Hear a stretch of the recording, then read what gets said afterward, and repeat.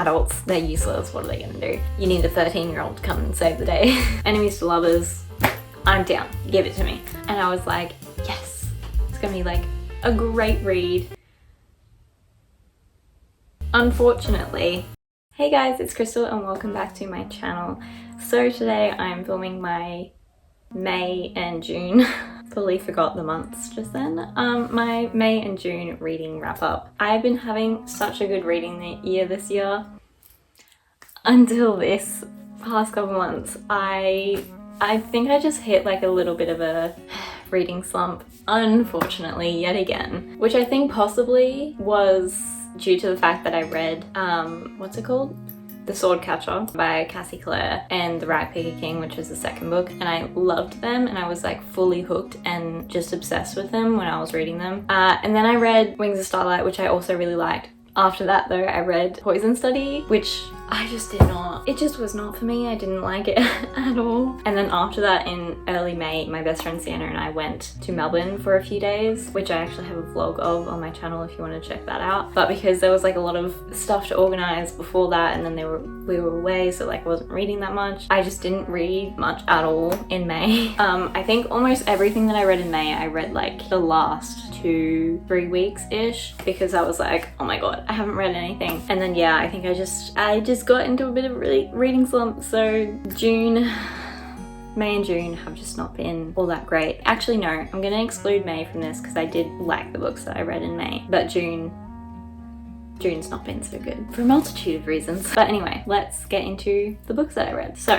starting off May, I finished You Should Be So Lucky by Cat Sebastian. This is one of the books that I downloaded on my library app before we went to Melbourne, because I knew that I wanted something, I think it was like a couple days before we went to Melbourne, because I wanted something light, easy, funny that I could read like on the plane or just before we went while I was getting things ready. So it was like just to relax me a little bit.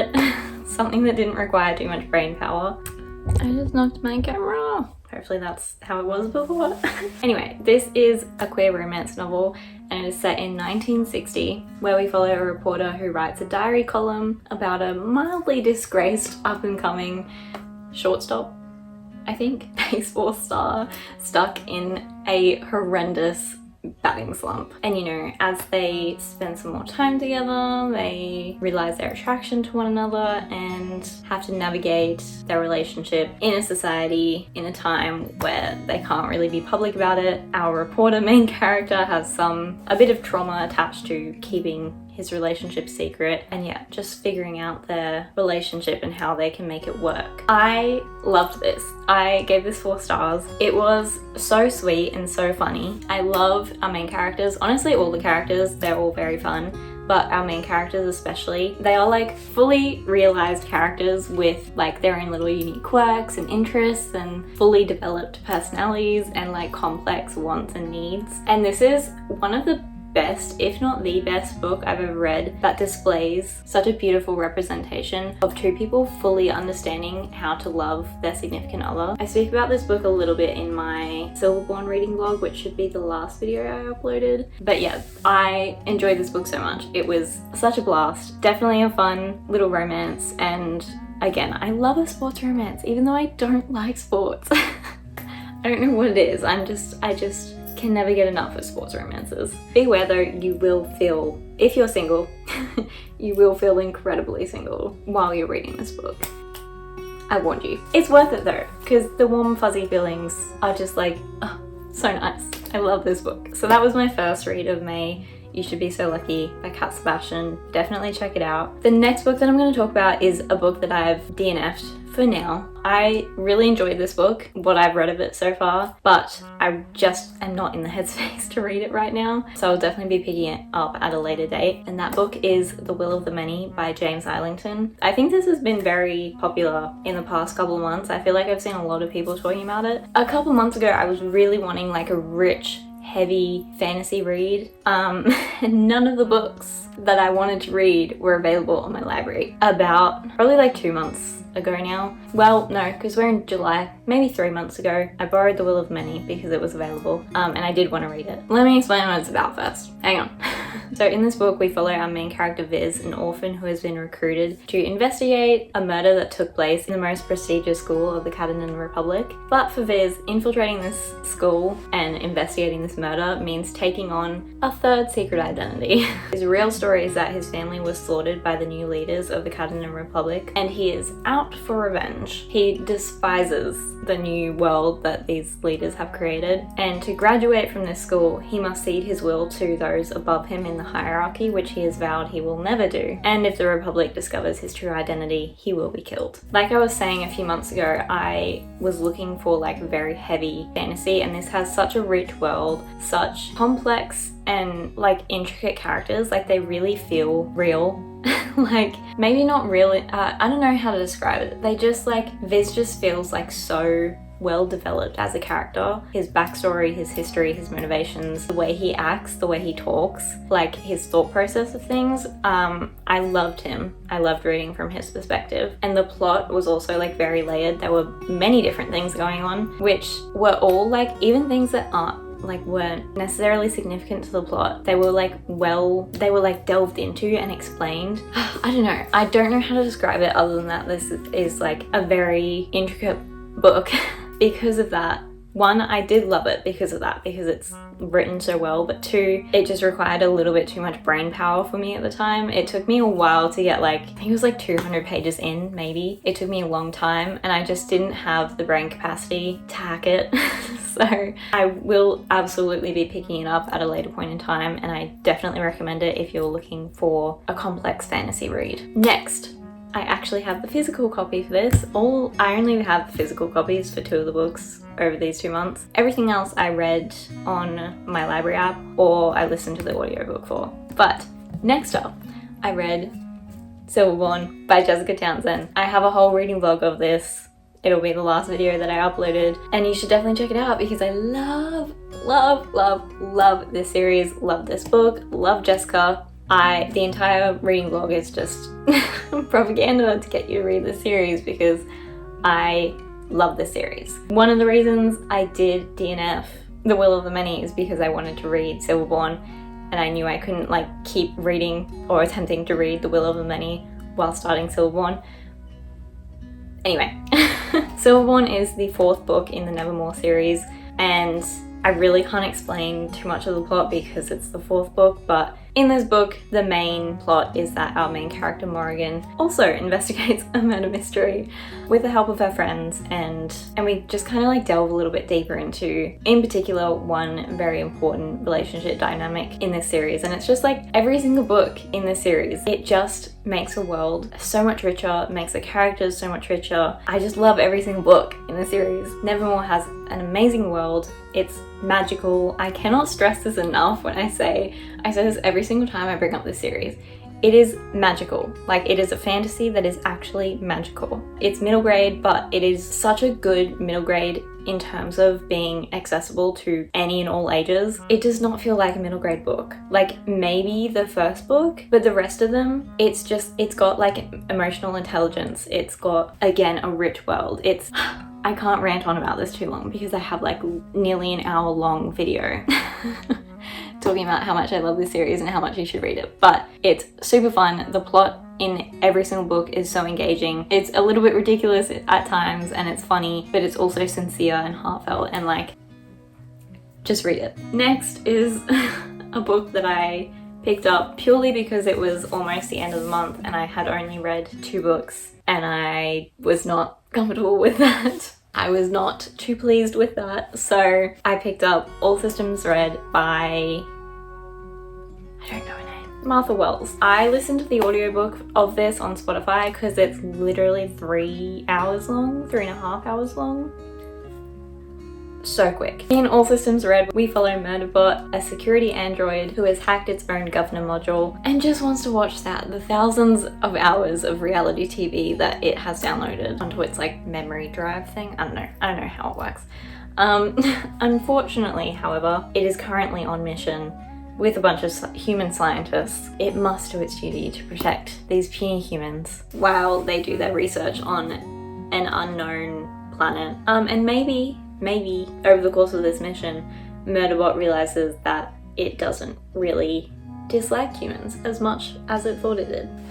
This was funny. Again, it was such a quick read. Murderbot is like got a very dry, sarcastic humor that I really like. This book just doesn't take anything too seriously, which is like how Murderbot thinks.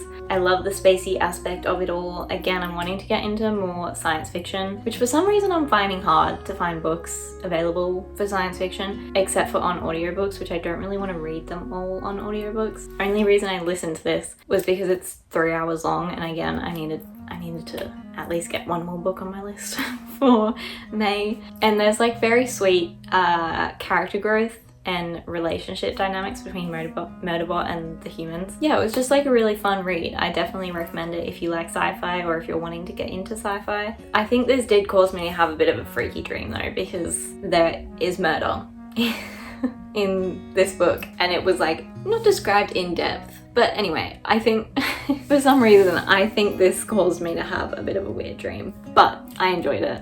What did I rate this? I don't actually know. Okay, I gave it 3 stars. The thing is, with such short novellas, I just don't know how to rate them. But yeah, it was good. I enjoyed it, and I would definitely reread it, and I would love to continue reading the series. So that is Murderbot by Martha Wells. Okay, and on to June. The dodgy month. I think at the beginning of June, I was like, I just needed to find something that was easy to read that could hook me in. And so I decided to pick up The Rose Bargain. Who is the author again? Can't remember these people. Sasha Payton Smith. So our main character, Ivy Benton, is set to debut in society this season, and her goal is to save her family's ruined reputation by finding a good match somehow, even though she is not all that desired due to her family's reputation. Anyway, lucky for her, the Fairy Queen of England, pretty sure this takes place in England. Anyway, the Fairy Queen announces that this season will be the season that her son, Prince Bram, I think that's his name. Dear Lord, I have not done my research on these books.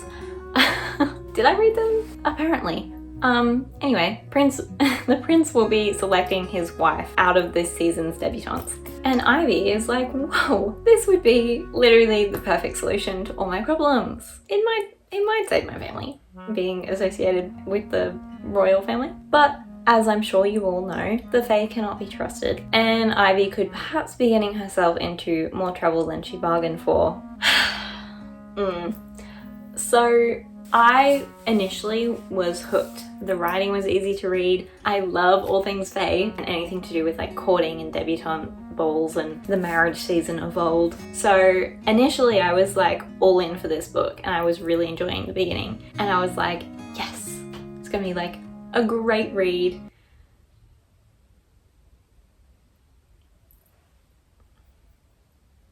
Unfortunately, as I kept reading, I continued to progressively lose interest in the book. I gave this 3 stars, which honestly I feel like this is a little bit too harsh, but I would even say 2.5. I think a lot of it had to do with the writing. It just didn't click for me. It was very tell and not show.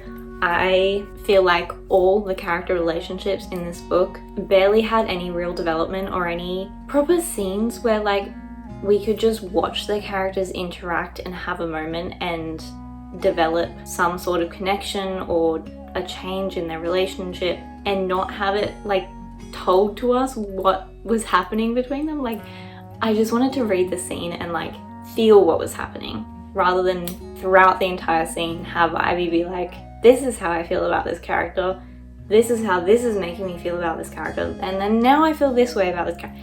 And it just got very repetitive. I felt like that was happening every single relationship and literally every scene. And we may have been told about certain dynamics between characters, but they rarely had scenes that showed us those dynamics or showed those characters even interacting that much, and very few scenes where like there was actual development between characters. I'm repeating myself now, but anyway, my brain just like latched onto that really quickly and pointed it out, and it just became like a bit of something that I couldn't ignore while I kept reading. The romance was fun to begin with, but again, the development was very lacking. They had fun interactions, but like so quickly they were in love you just don't know them enough to be feeling this way, babe. Like, what? And so I was just like disconnected from the romance as well. That also, because of the prince choosing his wife, how they do that is that they have a competition, and there are 6 girls, I think, that win out of the initial competition, and then they like keep competing for like a few weeks or whatever. So those 6 girls I did like. They were all unique characters, and they all had their own specific motivations for competing for the prince's hand, which I did appreciate and I did like. And I would still recommend this to people who are interested in this book and like, I don't know, fae stories, or if you need to get out of a reading slump, because again, the writing was very easy to read, but unfortunately it just didn't quite do it for me. By the end, I was just kind of like reading it to finish it, not because I liked it all that much. But yeah, still, if you are interested in this book, I would recommend picking it up, because you never know, you might love it. So yeah, that is The Rose Bargain. Okay, another DNF.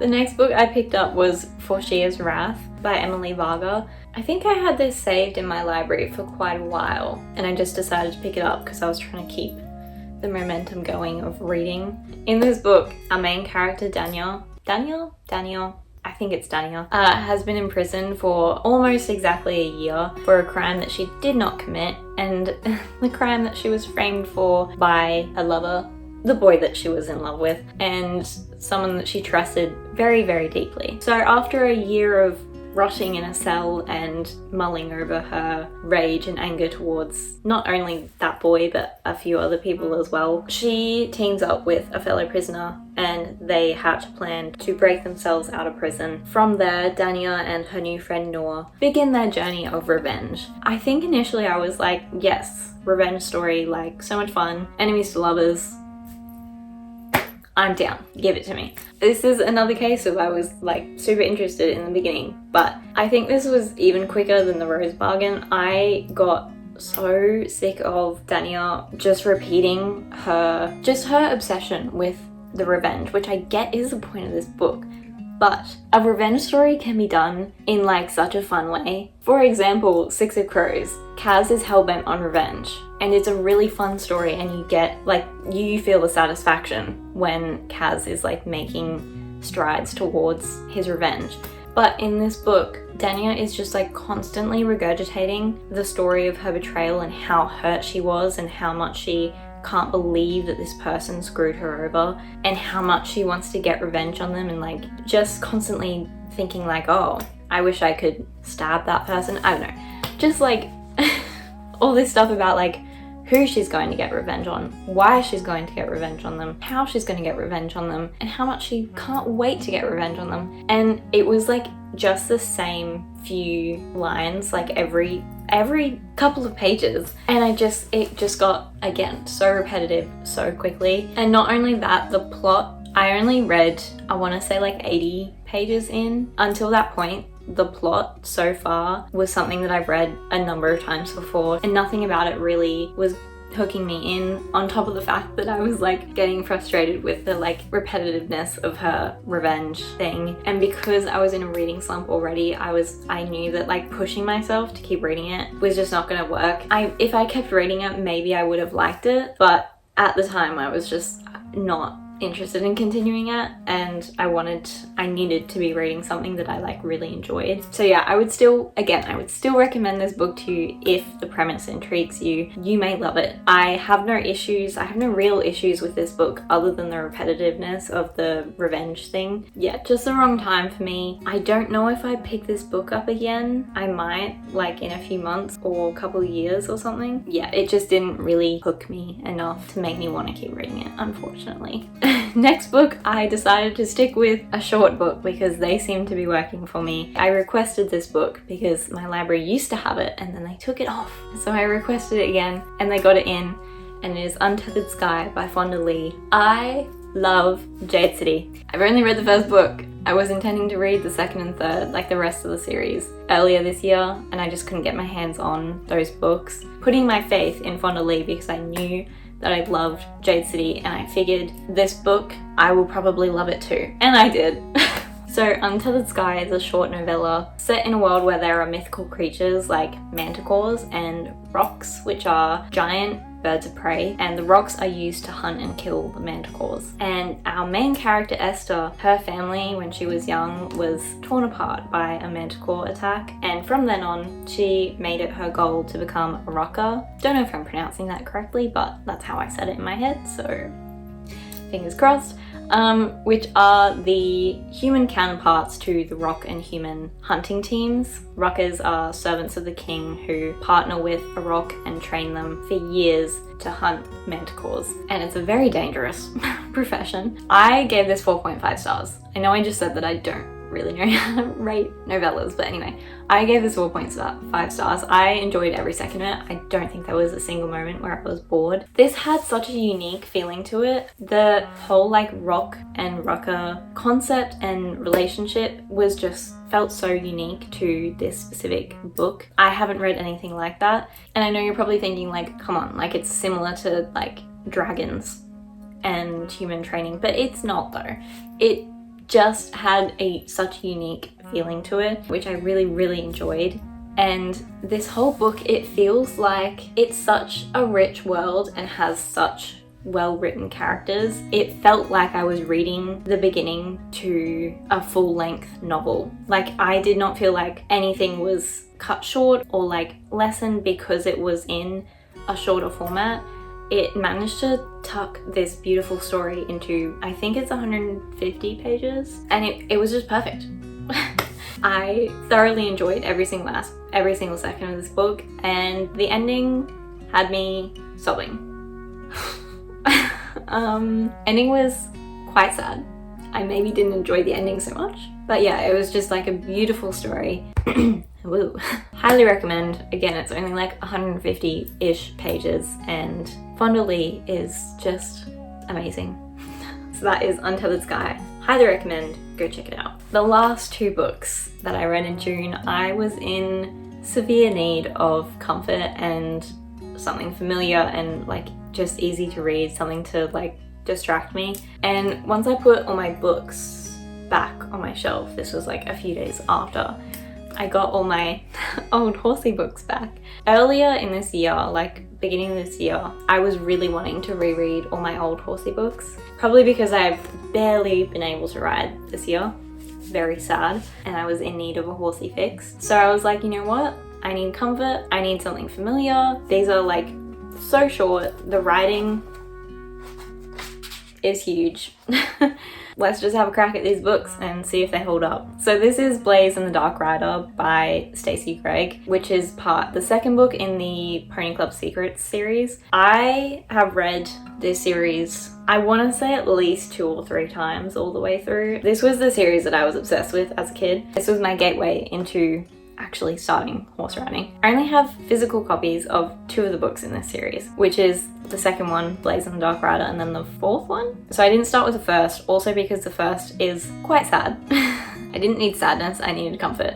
So I was like, we're skipping the first one, which I've done before. I've probably only ever read the first one once. So Blaze and the Dark Rider. The main character's name is Izzy, and she and her friends try to uncover the mystery of a series of sabotages that is happening at the Pony Club in the lead up to the biggest competition of the year. There's been a lot of mysteries these couple months. Nearly every book. Interesting. So yeah, it's just they're 13-year-old girls goofing around, trying to find, trying to do things that they really shouldn't be doing, sneaking around Pony Club at night, trying to catch bad people doing bad things. But it's just like fun, horsey silliness. And it's just like a return to childhood for me because I was obsessed with this series. This book especially, I think the series gets a little bit more mature as you go on because Izzy grows up throughout the series. The first few books are very young. Again, she's 13. It was so easy to read and I could just switch my brain off and enjoy the horsiness of it all. The story and the characters are so familiar to me, so it's just like, yeah. I honestly had a great time. I was loving rereading and returning to this series. So much so that I continued on to read the next book in the series, which is Destiny in the Wild Horses. Izzy has to stay the summer with her aunt on her aunt's farm where she trains her animals for movies. They're stunt animals. So while helping her aunt with training her movie animals, Izzy discovers a plan to cull a herd of wild horses that roam her aunt's lands. Not her aunt. Her aunt is fighting against this, but you know, adults, they're useless. What are they gonna do?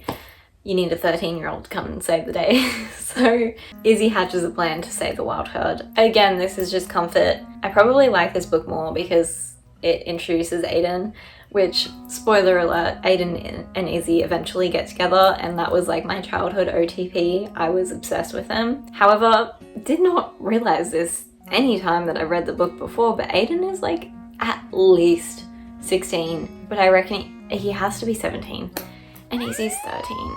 So that kind of freaked me out a bit. My OTP was a little bit ruined. Big sad. But I'm just pretending that Izzy was older because technically she should be older. She turned 13 at the beginning of the last book, and I guess this book could be in the same year, but the next book is another summer, so she should be 14 in the next book, but they say that she's still 13. The math isn't mathing. Anyway, also kind of crazy because Izzy supposedly breaks in a wild stallion in literally less than like 3 hours. It's an afternoon, and she's walking, trotting, cantering, full saddle and everything on this horse that's never been touched by humans before. But you go, crazy horse whisperer. You do your thing. Amy Fleming could never. I fear this has gone way too horsey for most people. No one's gonna. If you've watched Heartland, surely you've watched Heartland. Some of you, at least. Anyway, that was the end to my June reading. From there, continue to read the 4th book in the series, and also the 5th. Wait. Oh, no, the other book that I have must be the 5th. Yeah, so that was just a fun, easy read, and I actually really did enjoy reading them again. I think I need to find some more adult horsey books that aren't like depressing. I feel like adult horsey books are just like all serious and sad. I want some fun, you know? I want some whimsy, I want some playfulness, I want not a horse dying. I've read very few adult horse books. I'm assuming that they're all like that. I just get the vibe from the covers, you know? That's what it is. Anyway, moving on. So those are all the books that I read in May and June. Hopefully the next couple months are a little bit more productive. Again, not productive. I just want to be reading books that I really, really love, and I had such a great start to the year. So these past couple months where I've like kind of dipped in my enjoyment of the books that I've been reading has been a little bit of a, you know? But we move. I will keep reading and hopefully get back on track within the next month, and then just keep the ball rolling. I hope you enjoyed this video. Let me know what books you've been reading recently, any of your favorite books. Please put them down below so that I can have some recommendations. Take this as your sign, again, to read the Nevermore series by Jessica Townsend. And hey, maybe try Pony Club Secrets. Yeah, thank you so much for watching. I hope you enjoyed this video. My Goodreads, my Storygraph, and my art Instagram will all be linked down below, as well as my Ko-fi. If you would like to support me, that would be very much appreciated. Thank you for watching, and I will see you all next time. Bye!